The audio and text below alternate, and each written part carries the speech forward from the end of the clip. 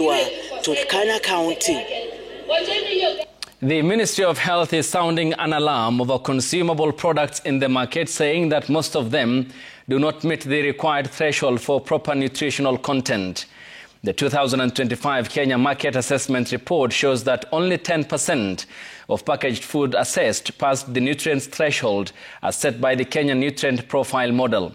The state is now seeking to introduce policies that will enable consumers make informed decisions by prominently labeling foods, as Brenda Wanga details in the following report.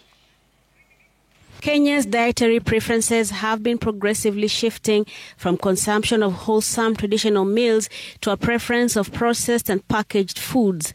But these easy conveniences come with a hidden cost to the health of the country's population.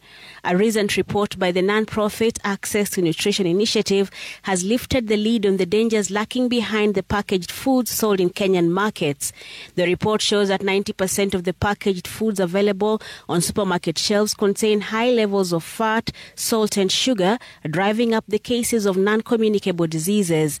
Now the government says it is set to rectify this. The Ministry of Health is keen on implementing the country's nutrient profile that sets specific limits for nutrients like fat, sugar, sodium across 21 categories of processed foods. And categorization of foods, again, it will be in groups, especially in beverages, dairy, snacks, cereals, to tailor the nutrient threshold appropriately on any of them. The survey assessed over 700 food and beverage products, including carbonated drinks, juices and energy drinks, as well as rice, pasta and noodles, snacks including biscuits and confectionery, dairy products and ice cream, cooking essentials like edible oils and sauces, and breakfast items such as cereals and instant coffee.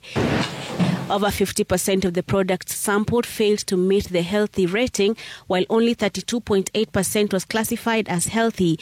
Yet, most of them are marketed as healthier options. We have seen foods, beverages, snacks and dairy cereals that are meant for children with very appetizing cartoons that when you go with your child to the supermarket, that will be the first product they will pick.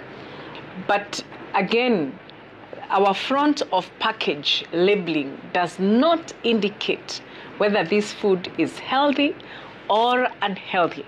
To remedy this, the ministry is now looking at instituting reforms that will place the power of knowledge and choice in the hands of the consumers. And this, once it is developed, will be to implement the clear labels indicating whether a product is healthy or unhealthy based on the nutrient content. We will want to know by probably the use of a color or something else that any food, whether it is the beverages or the snacks that are being sold in the market, whether they are healthy or unhealthy. The report also revealed that food products sold by the world's biggest food and drink companies in poorer countries were less healthy than those sold in richer nations. Brenda Wanga, Citizen TV. At least 1,000 health facilities